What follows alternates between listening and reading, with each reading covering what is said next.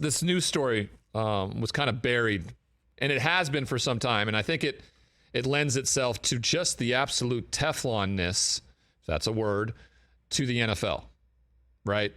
And this is fitting for somebody who played for 4 years, has residual effects from playing football, but a while back, the NFL settled a concussion settlement lawsuit. And in the observations or in the appointments with former players getting diagnosed with issues that stem from concussions and head trauma and everything like that, there was essentially like an algorithm or a way they went about deciphering people's needs. And for the longest time, there was a bias against African-American players in that they were denied healthcare claims because of this bias that was in it.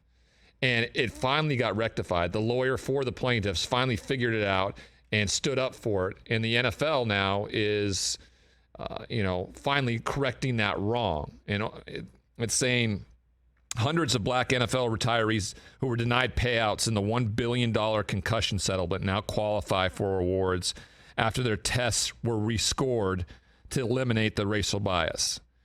Changes to the settlement made last year are meant to make the test race blind. The use of race norming in the dementia testing made it more difficult for former black players to prove that they had the kind of cognitive decline that qualifies retired players for awards that average up to $500,000 or more because of the issues they're having. And it's not a large number who have played in the NFL, guys.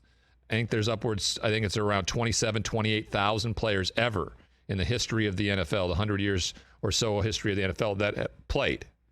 So it's not a huge number. It's not hundreds of thousands of individuals who are seeking these types of things. Nearly 650 men have had their dementia tests automatically rescored, according to a report released Friday by the law firm handling claims against the NFL.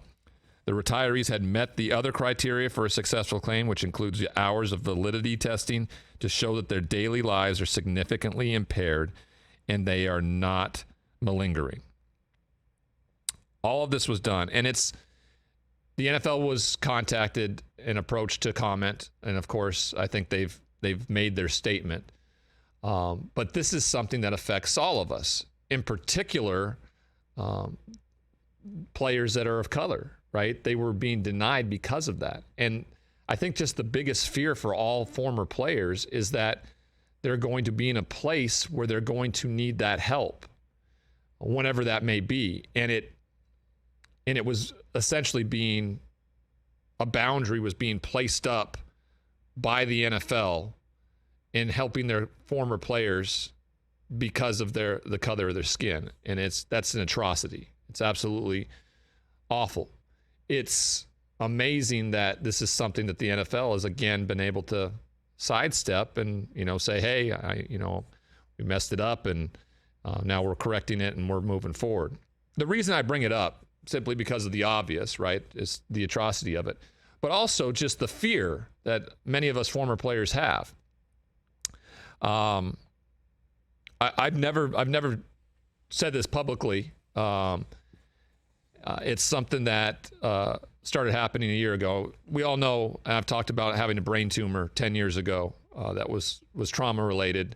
Luckily for me, that was corrected. I had a surgery and I dealt with radiation to correct it and stuff like that. But that was from trauma, from the concussions and from playing the game.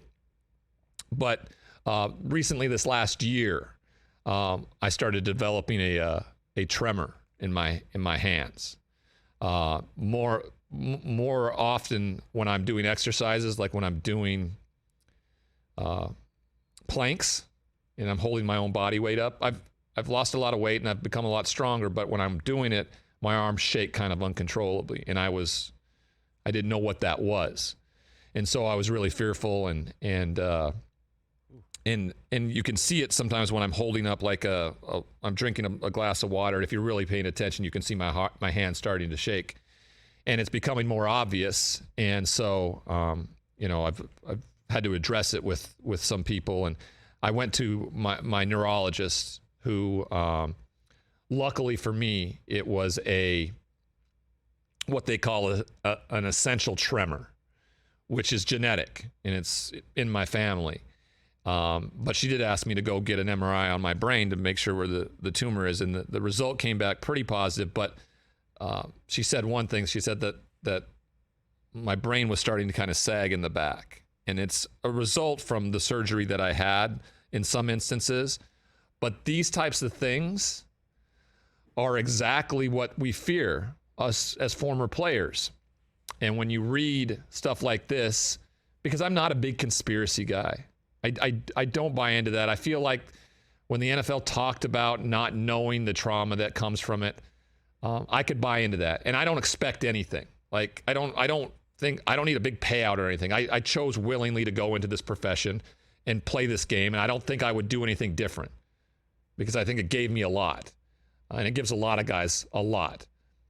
I just am in the same way around the opioid epidemic. If a doctor would have told me years ago, when he prescribed me my opiates for the first time, that, hey, if you take these and there's a chance of dependency, 10, 15 years from now, you may be, going into people's house to burglarize the house to take, I might have a different mindset on whether or not I take it. Sure. Mm-hmm. If the NFL, who knew the results of these things that have happened over the years, watching the situations with Mike Webster, with Andre Waters, with Junior Seau, all of these things, if they had a better grip on what was happening and were honest with people, saying, hey, this is what you have in front of you. You can play this sport and make millions of dollars and set your family up for life, especially coming from places of abstract poverty, right? Things of that nature.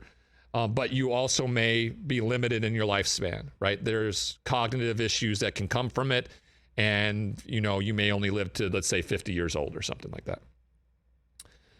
And then the choice is laid at your feet, right? You get to make that choice. You feel like something was withheld from you. Now, don't get me wrong. I knew it was a violent sport. I'm not naive to the fact that there was, it was a physical, violent sport. But I think that's the biggest thing in all this. So having said that, I'm not a big conspiracy theorist, but then you watch and listen to the avenues in which the NFL would go to limit their former players that built the league to receive benefits that they direly need. That's concerning. And for somebody who is starting to have and feel like there's cognitive issues that are going to come into play over the next, I'm 46, right? I hope to live till I'm 95. My grandfather's 95 years old. I hope I get to live to that long, especially with having a child and being in a great relationship and all of that. I want to live that long. And so if at some point I need treatment and I need that to continue my life, I don't want to be denied. And those African-American players want the same thing. And for the fact that they were denied those, how many years have they been denied that? And now finally having it corrected is a huge relief in my mind, and I can only imagine in everybody else's mind. It's something I continue to say is NFL's got to do better. I think people look at the NFL and see that we don't have lifetime health insurance. Players wish and hope they had that. People from the outside world say any job you stop working, like if you get benefits at an insurance job, right, and you quit that job, your benefits go away. They don't stick with you for the rest of the life. But I don't ever want anybody to associate what an NFL player does in comparison to somebody who maybe works in an office. And I understand that. So I just kind of wanted to talk about that a little bit. I was kind of planning on opening the show, but we got on a tangent around what we do and on my speaking. And I think it's important that the NFL continues to try to be better, right?